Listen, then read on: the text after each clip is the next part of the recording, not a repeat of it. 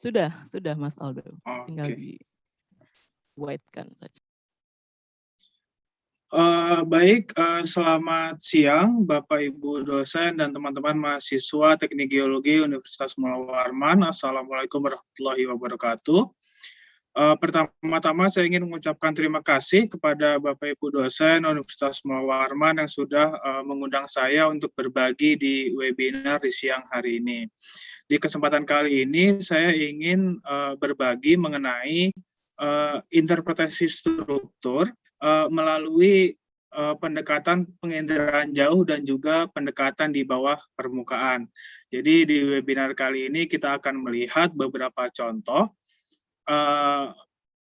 contoh morfologi di permukaan dan juga kita akan melihat bagaimana penampakan strukturnya di bawah permukaan. Berikut ini adalah outline dari diskusi kita siang hari ini. Di bagian introduction, kita akan melihat gaya-gaya tektonik apa saja yang bekerja. Kemudian kita akan melihat perkembangan dari sesar normal, sesar anjak, dan juga sesar geser. Sehingga kita memiliki bayangan bagaimana struktur tersebut terbentuk. Kemudian di bagian kedua, kita akan membahas data dan juga contoh-contoh studi yang dapat kita lakukan dengan data tersebut.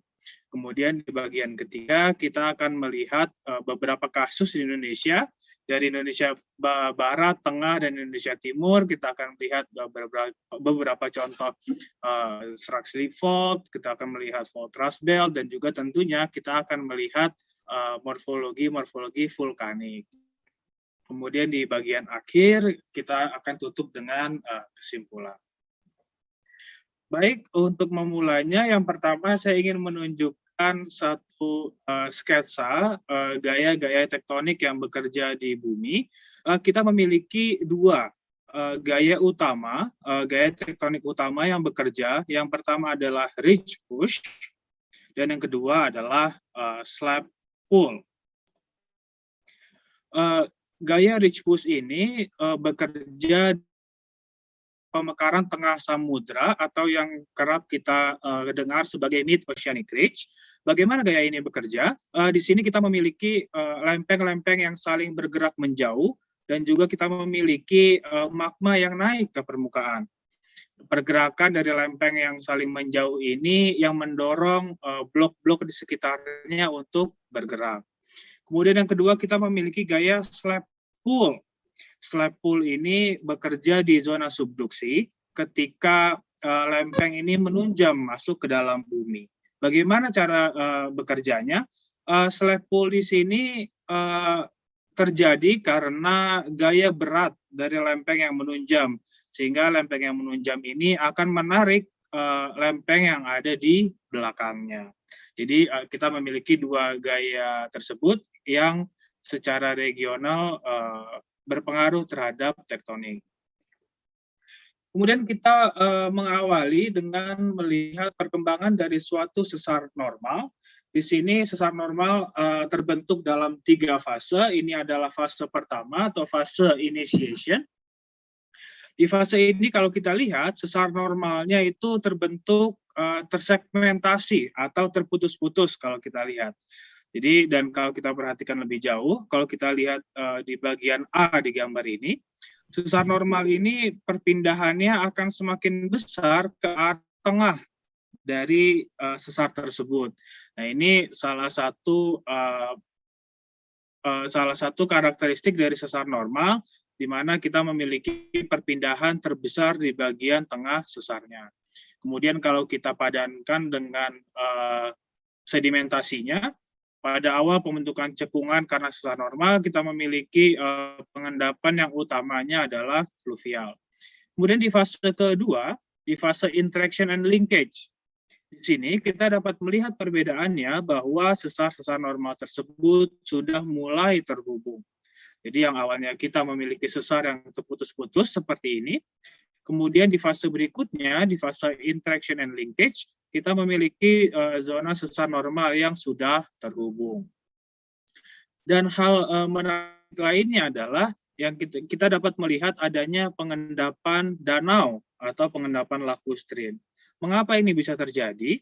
Karena pada fase ini penurunan cekungan akibat sesar ini lebih cepat daripada pengisian oleh cekungannya, sehingga kita memiliki sedimentasi di danau.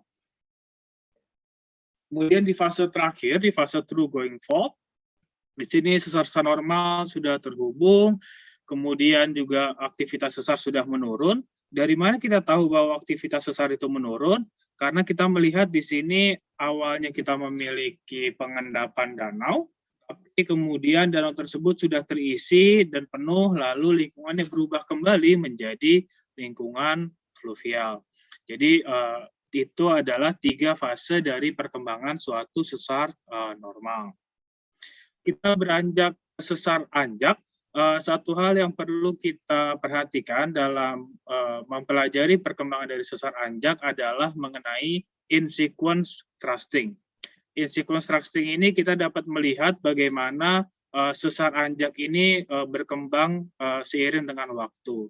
Seperti dicontohkan pada penampang di sebelah kiri gambar, di sini kita melihat bahwa ada blok-blok sesar anjak yang bergerak dari arah utara menuju selatan. Kalau kita lihat dari ilustrasi ini juga, kita bisa mendapati bahwa arah pergerakan tektonik dari akibat sesar anjak ini adalah kurang lebih tegak lurus terhadap arah kemiringan dari bidang sesarnya. Dan kemudian yang perlu kita perhatikan adalah ketika kita memiliki blok tektonik yang pertama, kemudian kita memiliki blok tektonik yang kedua, sesar yang pada blok tektonik pertama ini menjadi tidak aktif. Nah, yang aktif adalah sesar yang ada di hadapannya atau yang kedua. Kemudian berlanjut kepada blok sesar yang ketiga. Jadi ini adalah ilustrasi mengenai bagaimana suatu sesar anjak itu berkembang. Kemudian hal yang kedua adalah mengenai variasi dari perpindahan sepanjang strike dari suatu sesar anjak. Nah, kalau kita lihat di gambar di sisi sebelah kanan ini, nah di gambar ini kita melihat bahwa di penampang pertama bisa kita katakan tidak ada perpindahan atau tidak ada displacement.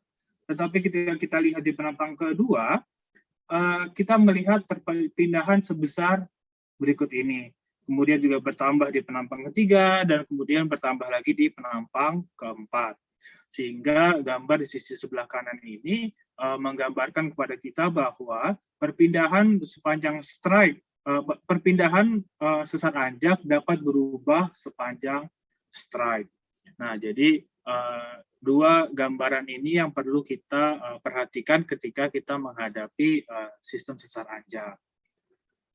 Kemudian berikutnya, saya ingin memperkenalkan beberapa komponen dari suatu sistem sesar anjak. Kalau kita bandingkan terhadap arah gerak tektoniknya, jadi panah berwarna ungu ini menunjukkan arah pergerakan tektonik ya. Nah, di sini kalau kita lihat, jika arah pergerakan tektonik ini tegak lurus terhadap strike sesarnya, maka yang kita punyai adalah frontal ram. Nah, kemudian tetapi ada juga bagian ketika sesar anjak ini itu menyudut terhadap arah gerak tektoniknya. Di sini kita namakan sebagai oblique ram. Nah, kemudian yang ketiga adalah ada juga bidang sesar yang sejajar dengan arah gerak tektoniknya. Karena arahnya sejajar, maka kita sebut sebagai lateral ram. Nah, lateral ram ini kalau kita lihat secara 3 dimensi ya, di bagian gambar atas, kiri atas, lateral ram ini akan berubah menjadi suatu sesar geser. Nah, dalam contoh ini digambarkan lateral ram ini berubah menjadi lateral ram ini menjadi sesar geser mengiri. Nama lain dari lateral ram ini juga bisa kita sebut sebagai tear fault atau sesar yang membelah. Berikutnya yang ketiga atau yang terakhir adalah mengenai perkembangan dari sistem sesar geser.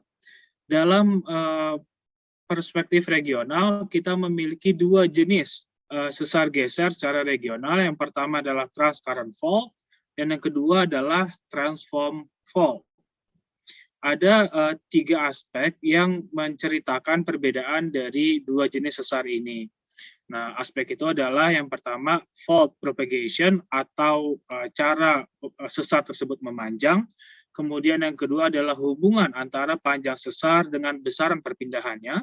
Dan yang ketiga adalah bagaimana sesar tersebut berhenti atau mengalami terminasi. Pertama untuk transcurrent fault, seperti kita lihat pada ilustrasi di kiri atas. Untuk transcurrent fault sendiri, sesar tersebut akan memanjang seiring dengan bertambahnya waktu. Sehingga awalnya misalnya sepanjang sesar adalah seperti di timeline ya, di bagian ini, kemudian sesar bertambah panjang dan kemudian bertambah panjang. Sehingga kita bisa mengatakan bahwa besaran perpindahan dari sesar transcurrent ini bersamaan dengan bertambahnya panjang sesar. Nah, kemudian kalau yang kedua, kalau kita lihat bagaimana sesar transcurrent ini berhenti, sesar transcurrent ini berhenti dengan cara membuat splay atau membuat percabangan di ujung-ujungnya. Di sini di ilustrasi ini digambarkan satu sesar geser menganan ya. Jika sesar ini berbelok ke arah kanan, maka yang kita dapati adalah sesar normal atau yang kita kenal juga sebagai extensional horsetail splay. Jadi kita memiliki struktur yang bentuknya menyerupai seperti ekor kuda. Kemudian jika kita memiliki sesar geser menganan ini, ketika sesar itu berbelok ke arah kiri, maka yang kita dapati adalah sesar anjak atau model seperti ini kita katakan juga sebagai contractional horsetail splay. Itu untuk sesar transcurrent. Kemudian untuk sesar transform ini umum yang kita jumpai ketika kita ada di lempeng samudra, contoh yang paling umum ya. Di sini sesar transform, kita lihat bahwa sesar ini berhenti pada struktur yang lain. Nah, dalam hal ini dia berhenti pada punggungan tengah samudra atau oceanic ridge. Jadi sesar transform ini menghubungkan oceanic ridge yang kiri ini dengan oceanic ridge yang ada di kanan. Karena sesar transform ini berhenti pada oceanic ridge, dua oceanic ridge ini, maka sesar transform ini tidak bertambah panjang seiring dengan waktu. Tetapi sesar transform ini tidak bertambah panjang seiring dengan waktu, tetapi perpindahannya terus bertambah selama oceanic ridge ini juga terus membuka. Seperti itu. Jadi itulah perbedaan yang kita bisa jumpai pada transcurrent fault dan juga transform fault. Jika kita membicarakan mengenai deformasi sesar geser, rasanya kita juga perlu untuk melihat model dari strain ellipse ini. Jadi pada model strain ellipse ini sebenarnya ingin menggambarkan struktur apa saja yang bisa kita jumpai yang disebabkan oleh deformasi sesar geser. Dalam ilustrasi sebelah kiri ini kita memiliki sistem sesar geser menganan dengan tren kurang lebih northwest southeast. Nah, di sini sesar geser ini dapat kita bagi menjadi dua komponen. Dalam hal ini kita memiliki komponen shortening. Komponen shortening ini arahnya kurang lebih north-northwest ya. Nah, kemudian kita juga memiliki komponen ekstensi yang berarah kurang lebih northeast-southwest.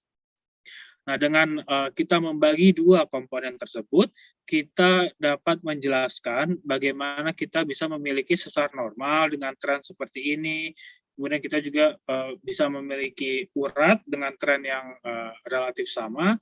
Kemudian juga kita bisa menjelaskan kenapa kita memiliki sesar anjak dan juga lipatan dengan tren timur laut barat daya, sehingga deformasi sesar geser ini dapat kita katakan juga berasosiasi dengan bentuk-bentuk sesar yang lain dan juga bentukan struktur yang lain. Kemudian di ilustrasi di sebelah kanan, gambar di sebelah kanan ini ingin menggambarkan model deformasi dari suatu sistem sesar geser. Di sini kalau kita lihat ya, di bagian kiri atas ini adalah horizontal splay atau tadi yang kita katakan sebagai terminasi dari suatu sesar geser. Kemudian jika kita memiliki sesar geser menganan yang berbelok ke arah kanan juga, maka yang kita miliki adalah sebuah releasing band. Nah, kemudian juga seperti kita lihat sebelumnya, sesar geser ini dapat berasosiasi dengan terbentuknya lipatan, seperti digambarkan oleh model di sebelah kiri. Kemudian jika sesar geser menganan tadi ini berbelok ke arah kiri, maka yang kita miliki adalah restraining band. Restraining band ini merupakan kelokan sesar yang berasosiasi dengan sesar anjak, atau bahkan juga dengan lipatan. Kemudian berikut ini adalah model-model bagaimana suatu zona sesar itu berkembang. Model yang pertama, sesar itu dapat berkembang dijelaskan dengan penggabungan dari microfractures. Jadi kita punya beberapa microfractures yang kemudian terhubung dan membentuk suatu zona sesar. Adapun model yang kedua, di sini adalah penggabungan struktur, jadi awalnya kita memiliki struktur yang terputus-putus seperti ini, tetapi kemudian seiring dengan waktu, struktur tersebut akan terhubung. Kemudian di model C, nah di model C ini tadi seperti perkembangan dari sesar transcurrent ya, bahwa sesar ini bertambah panjang seiring dengan waktu. Seiring dia bertambah panjang, sesar ini juga membentuk zona-zona fracturing di sekitarnya. Kemudian untuk yang model D ini sebenarnya secara prinsip serupa dengan model C, tetapi dalam hal ini bentukan zona sesarnya ini berkelok atau disebut ini bergelombang. Kemudian untuk model E ini menjelaskan bagaimana fracture ini dapat terbentuk pada saat gempa terjadi. Pada kenyataannya, kita dapat menjumpai zona sesar yang berkembang gabungan dari model-model ini seperti itu. Jadi kita bisa memiliki linking structures ini disertai juga dengan perkembangan fracture-fracture di sekitarnya. Jadi model ini adalah end member atau garis besar dari bagaimana suatu zona sesar berkembang. Baik, kita berlanjut ke bagian yang kedua, yaitu mengenai data dan contoh-contoh scope studi yang bisa kita lakukan. Yang pertama, kita mulai dengan DEM atau Digital Elevation Model. Digital Elevation Model ini menggambarkan variasi elevasi di permukaan bumi. Saat ini sudah ada beberapa sumber DEM yang dapat kita gunakan secara open access. Di antaranya kita punya SRTM atau Shuttle Radar Topographic Mission secara global, dan juga kita memiliki sumber data untuk wilayah Indonesia, baik untuk topografi dan batimetri yang bisa kita dapatkan dari data DEMNAS dan data BATNAS. Kedua data tersebut dapat dijumpai di bersumber dari Badan Informasi Geospasial. Kemudian, studi-studi apa saja yang bisa kita lakukan dengan DEM tersebut?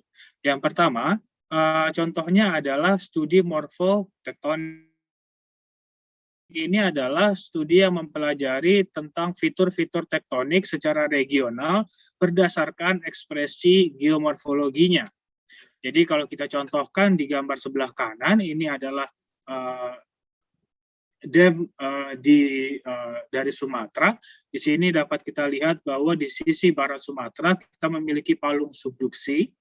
Kemudian sedikit ke arah timur kita memiliki prisma akresi ya. Ini digambarkan baik dari batimetri maupun dari topografinya. Prisma akresi ini juga muncul ke permukaan sebagai beberapa pulau di barat Sumatera. Kemudian ke arah timur lagi kita memiliki cekungan depan busur. Nah, lalu kemudian di sisi timurnya kita memiliki jalur dari pegunungan barisan. Dari studi morfotektonik di sini biasanya mempelajari tentang komponen dari pegunungan. Misalnya di pegunungan barisan kita dapat melihat garis dari sesar Sumatera, di sini sangat jelas kita dapat melihat garis sesarnya. Kemudian kita juga dapat melihat hadirnya vulkanisme di pegunungan barisan. Kemudian di sisi timur Sumatera, di sini kita memiliki topografi yang relatif relief yang relatif landai, beberapa ada yang cukup terlihat ya, ada jalur-jalur lipatan di sepanjang sisi timur Sumatera. Kemudian studi yang kedua yang bisa kita lakukan dengan DEM adalah untuk mengetahui, untuk mempelajari fitur-fitur geologi dan juga kelurusannya. Di sini studi ini sebenarnya sangat luas karena penerapannya bisa kita lakukan untuk pemetaan geologi ataupun dalam usaha eksplorasi. Nah, di sini sebenarnya DEM dapat membantu kita untuk mengenali sesar ataupun tubuh-tubuh vulkanik ataupun fitur pengendapan resen, dan juga kita dapat mempelajari kelurusannya. Nah, nanti kita akan lebih jauh melihat fitur-fitur geologi ini di bagian selanjutnya. Kemudian yang ketiga adalah tentang fault activity. Nah, apa maksudnya? Kita dapat mempelajari aktivitas suatu sesar, kita dapat menilai seberapa aktif suatu sesar berdasarkan geomorfologinya. Bagaimana caranya? Kita dapat melakukan pengukuran dari morfologinya atau yang kita kenal sebagai studi morfometri. Jadi studi morfometri ini menjadi dasar bagi kita untuk menilai seberapa aktif suatu sesar. Kemudian yang terakhir, yang ketiga, contohnya adalah sedimentasi saat ini atau sedimentasi recent. Nah, dari DEM ini kita dapat melihat bentukan-bentukan dari, misalnya dalam hal ini adalah pesisir di timur Sumatera, ataupun kita juga bisa mempelajari bentukan-bentukan sungai. Selanjutnya, yang kedua adalah data gravitasi atau data gravity. Data gravity ini bergantung pada perubahan densitas secara lateral. Jadi, gravity ini membantu kita untuk melihat struktur di bawah permukaan.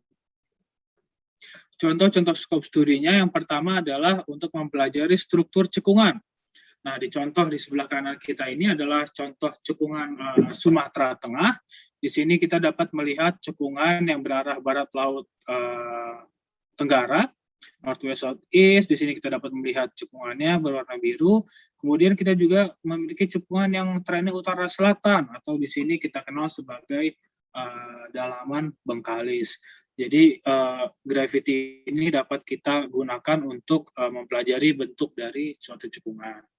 Kemudian skop studi yang kedua yang lebih detail, kita dapat mempelajari sesar dan kelurusannya, beserta juga kita dapat mengidentifikasi hadirnya tubuh magma dengan bantuan dari gravity.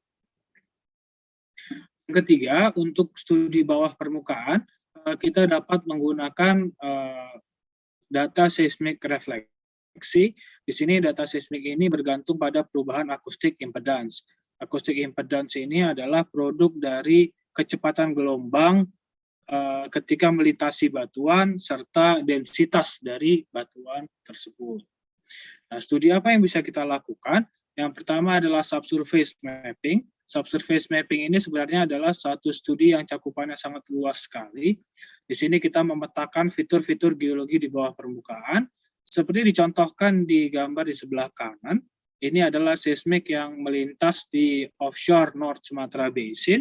Di sini kita dapat melihat bentukan half graben yang kemudian terinversi atau sesarnya berubah dari awalnya sesar normal, kemudian didorong naik kembali menjadi sesar naik. Nah, di sini kita dapat melihat adanya bentukan lipatan akibat inversi tersebut. Nah, subsurface mapping di sini dilakukan dengan memetakan sesar, kemudian kita memetakan horizon sehingga kita dapat melihat bentukan strukturnya secara menyeluruh. Kemudian studi yang kedua adalah studi pengendapan. Nah, di penampang di sebelah kanan ini kita dapat melihat hubungan antara aktivitas sesar dengan pengendapan. Di sini digambarkan oleh unit SYNRIF misalnya. Jadi kalau kita lihat unit SYNRIF ini ya, yang di bawah horizon berwarna ungu ini, unit SYNRIF ini akan menebal ke arah sesar, seperti digambarkan. Ini menebal ke arah sesar juga, kemudian sisi sebelah ini juga menebal ke arah sesar. Nah, arti dari bentukan seperti ini adalah bahwa pengendapannya bersamaan dengan aktivitas sesar, atau dalam hal ini disebut sebagai SYNRIF. Kemudian setelah SYNRIF, kita masuk ke fase post-RIF, atau fase post-RIF ini bisa kita katakan aktivitas sesarnya sudah jauh menurun. Nah, sudah jauh menurun dan di sini sedimentasi melampar secara luas ya. Kalau di sini kita lihat ada sedimen yang juga sudah menutupi tinggian cekungan. Jadi di sini kita memiliki pelamparan sedimentasi yang lebih luas. Nah, kemudian yang ketiga adalah restorasi struktur. Apakah restorasi struktur itu? Jadi restorasi struktur ini adalah bertujuan untuk mengembalikan kembali penampang strukturnya. Jadi misalnya kita memiliki penampang seperti ini ya, penampang seperti di sebelah kanan, kita ingin tahu bagaimana bentukan struktur ketika unit berwarna biru ini selesai terendapkan. Kita juga ingin melihat, kita dapat melihat konfigurasi struktur ketika unit warna ungu ini terendapkan. Jadi kita seolah-olah mengembalikan kembali bagaimana bentuk cekungan itu ketika awal terbentuk. Nah, itu juga menjadi cakupan dari studi evolusi struktur. Kemudian di bagian yang ketiga, kita akan melihat beberapa contoh kasus di Indonesia. Jadi kita akan melihat contoh di cekungan Sumatera Utara, kemudian Danau Singkarak, beberapa contoh di Jawa, kemudian kita akan melihat cekungan Barito, dan yang terakhir kita akan melihat dalaman Seram. Pertama kita berawal dari Langsa Fault Thrust Belt, jadi kita berawal dari cekungan Sumatera Utara. Dari hasil studi kami menunjukkan bahwa sisi timur dari pegunungan Barisan di Sumatera bagian utara ini ditandai dicirikan dengan sesar anjak atau sabuk sesar anjak. Nah, sabuk sesar anjak ini pada umumnya sesar anjak itu memiliki trace di geomorfologi itu yang kurvilinear atau berkelok seperti ini. Ini adalah salah satu ciri yang kerap kita jumpai ketika kita memiliki sesar anjak di permukaan. Nah, di sini juga kita lihat ya di model 3 dimensinya kita memiliki kelurusan yang curving seperti ini. Ini adalah mountain front atau depan pegunungan dari sisi timur pegunungan Barisan. Kemudian yang gambar di kanan bawah ini adalah gambaran 3 dimensi dari cekungan Kutacane atau Kutacane Graben ini. Nah, Kutacane Graben ini juga hasil dari aktivitas sesar Sumatera. Nah, di slide berikutnya kita akan melihat seismik, kita akan melihat struktur bawah permukaan yang ada di sabuk lipatan sesar anjak Langsa. Nah, berikut ini adalah seismik yang kita miliki yang kita dapat lihat di sabuk lipatan Langsa ya. Nah, di sini kami menginterpretasikan bahwa di bawah sesar anjak di Langsa itu terbentuk akibat thrust wedge atau baji sesar anjak. Nah, apa baji sesar anjak itu? Baji sesar anjak itu dapat kita analogikan ketika kita memiliki tumpukan pasir yang kemudian kita dorong dengan sebuah bulldozer. Nah, di sini lapisan pasir tersebut akan menumpuk-numpuk membentuk seperti baji, dan inilah kita analogikan sebagai sebagai baji sesar anjak. Nah, di sini seperti kita bahas di awal tadi, umur dari sesar anjaknya akan semakin muda ke arah kanan kalau dalam gambaran ini. Apakah arti analogi ini kepada daerah Langsa ini? Kami menginterpretasikan bahwa adanya sesar anjak yang merangsek masuk ke dalam cekungan Sumatera Utara. Jadi interpretasi ini menggambarkan keadaan di bawah permukaannya. Kemudian contoh yang kedua, ini adalah Danau Singkarak. Danau Singkarak menjadi salah satu contoh yang populer ketika kita ingin mempelajari sesar Sumatera.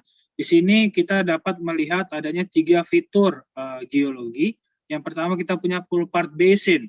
Nah, Pull Part Basin di sini kita setidaknya punya 2 bentuk Pull Part Basin ya. Di Danau Singkara kita punya Pull Part Basin yang bentuknya seolah seperti perisai, memanjang seperti ini.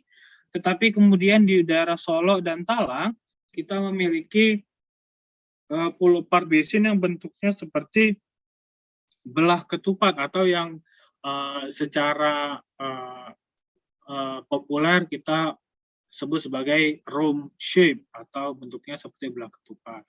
Nah, kemudian kita bisa melihat fitur cross basin fault. Apa itu cross basin fault? Nah, cross basin fault ini adalah sesar geser. Nah, biasanya cross basin fault ini hadir aktif ketika sesar pull part di sekitarnya ini sudah mulai berkurang aktivitasnya. Kemudian kita yang memiliki fitur vulkanisme di dalam cekungan. Di sini kita memiliki Gunung Talang dan juga vulkanisme danau di bawah yang berkembang di dalam cekungan Talang. Jadi Gunung Talang dan juga danau di bawah ini menjadi contoh bagaimana vulkanisme dapat berkembang di dalam di dalam zona sesar Sumatera.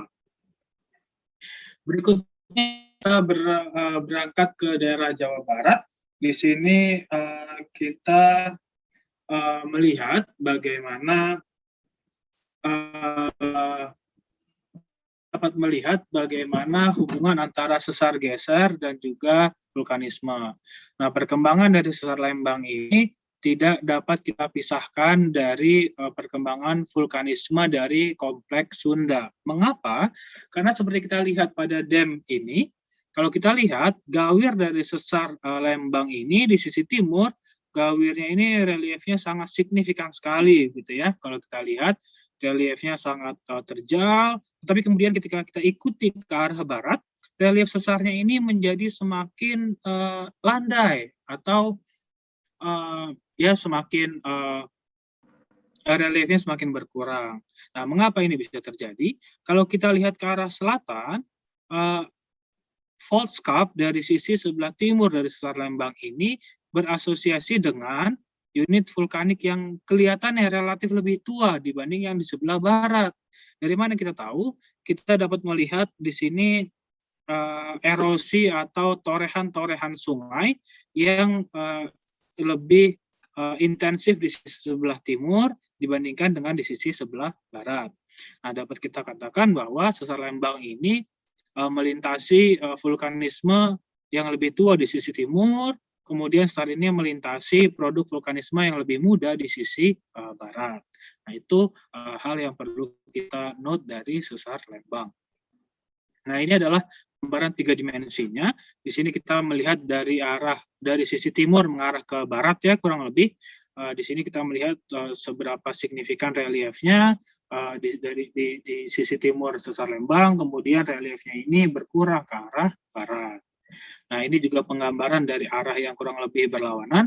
Jadi kita memiliki relief yang cukup landai di sisi barat sesar, nah, tetapi kemudian di sini menjadi terjal. Nah, di sini dari sudut kita juga melihat bahwa ini merupakan satu bentukan atau satu tubuh vulkanik yang berbeda dibandingkan dengan sisi yang sebelah barat. Nah, ini gambaran 3 dimensinya. Nah, kemudian kita bergeser ke Gunung Gede dan Gunung Pangrango di Jawa Barat, atau di kurang lebih sisi baratnya ya, dari sesar Lembang tadi. Dari contoh ini, saya ingin menggambarkan bagaimana dam dapat membantu kita untuk menentukan unit-unit vulkanik beserta evolusi dari suatu gunung api.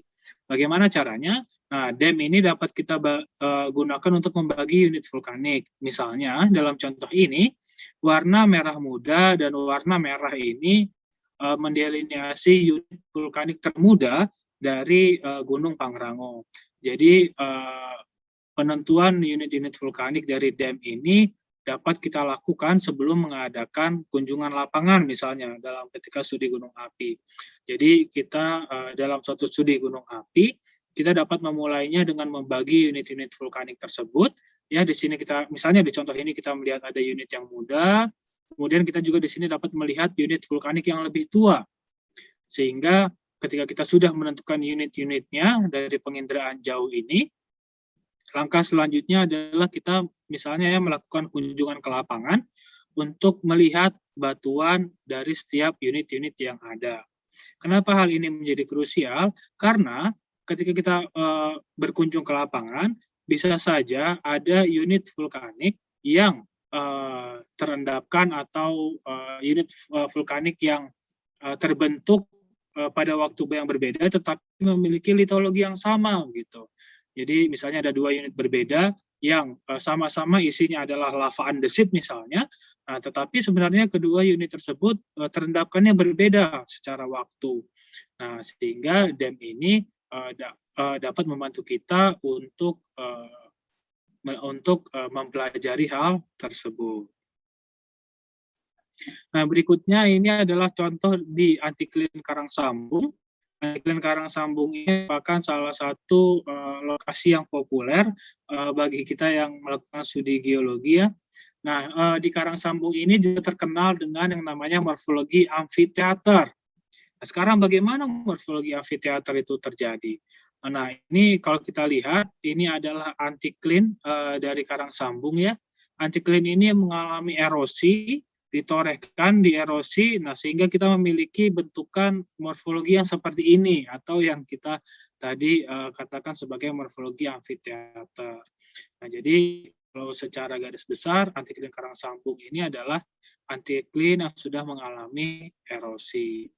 Nah, di sini kita juga dapat melihat morfologi dari sesar anjak nih ya. Di sini dia curving bentuknya seperti layaknya di Langsa tadi. Ini adalah batas antara formasi pratersier dengan formasi tersier. Kemudian kita juga dapat melihat morfologi flat iron. Flat iron ini tentu ketika kita memiliki lapisan-lapisan yang memiliki kemiringan yang tinggi ya, kemudian tererosi. Nah, kita memiliki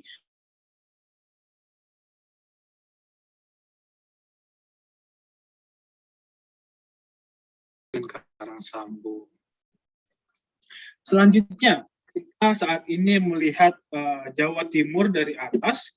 Ini adalah salah satu kegunaan dari dam untuk membagi fitur-fitur morfotektonik. Kalau kita lihat di Jawa bagian timur, kita memiliki pegunungan selatan ya. Kemudian di utaranya kita memiliki jalur busur vulkanik kuarter. Kemudian di utaranya kita punya Antiklinorium Kendang, serta di bagian paling utara kita memiliki jalur pelipatan Rembang. Nah, di sini ada satu fitur unik yang bisa kita jumpai ya di pegunungan selatan Jawa Timur. Di sini kita dapat melihat, di sini kita melihat morfologi yang halus di sisi barat, kemudian didampingi ada morfologi yang kasar di sisi timurnya. Nah, hal ini berulang ke arah timur, jadi kita memiliki relief yang halus lagi, kemudian kasar, lalu ini halus, kemudian kasar. Nah, sebenarnya relief ini, apakah yang ditunjukkan dari relief ini? Jadi kalau kita melihat, relief yang halus ini merupakan morfologi kars di pegunungan selatan. Dan morfologi yang kasar ini menunjukkan morfologi dari vulkanisme tersier di Jawa bagian timur. Nah, jadi dari studi morfotektonik ini kita dapat mengenali fitur-fitur seperti ini. Nah, kemudian untuk busur vulkanik kuarter, kita dapat melihat susunan gunung apinya yang cukup unik. Bahwa di sini kita lihat ya di Jawa bagian timur, gunung api ini tersusun dalam klaster-klaster atau dalam kelompok-kelompok nih ya. Gunung apinya berkelompok seperti ini. Kemudian lihat lebih detail dalam kelompok-kelompok tersebut, kita memiliki urusan utara selatan dari gunung-gunung apinya. Nah, misalnya ini kita memiliki gunung Merapi dan Merbabu ini ya. Ini utara selatan, kemudian ini juga kita utara selatan sampai ke Jawa bagian timur. Nah, itu fitur yang dapat kita kenali dari morfotektonik. Nah, kemudian untuk perbukitan kendeng, di sini perbukitan kendeng ini adalah perbukitan yang merupakan perbukitan akibat fault thrust belt yang juga memiliki vulkanisme. Nah, ini adalah vulkanisme Gunung Pandan. Vulkanisme Gunung Pandan ini adalah vulkanisme yang bersamaan terjadinya dengan perbentukan fault thrust belt-nya. Mengapa kita bisa tahu seperti itu? Nah, kan kalau kita lihat kelurusannya, di sini lipatan-lipatan ini akan masuk atau mendekati gunung api ketika mendekati Gunung Pandan ini. Jadi, salah satu interpretasinya adalah bahwa Gunung Pandan ini terbentuknya bersamaan dengan fault thrust belt. Kemudian di sisi sebelah utaranya kita punya jalur lipatan Rembang. Nah, kita akan melihat Rembang ini lebih dekat di slide berikutnya.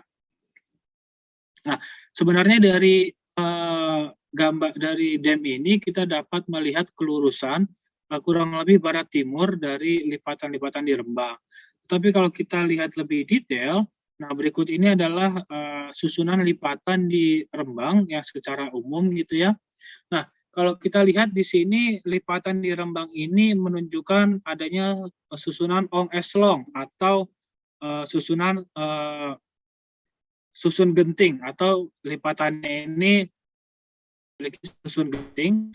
Jadi, kalau kita lihat ya lipatan di sebelah barat, kita melompat dia ada di sebelah kirinya, dan ada di sebelah kirinya lagi, atau kita sebut sebagai left stepping arrangement. Nah, apa makna dari susunan ong eslong ini dari lipatan di Rembang? Nah, maknanya adalah bahwa pembentukan lipatan-lipatan tersebut berasosiasi dengan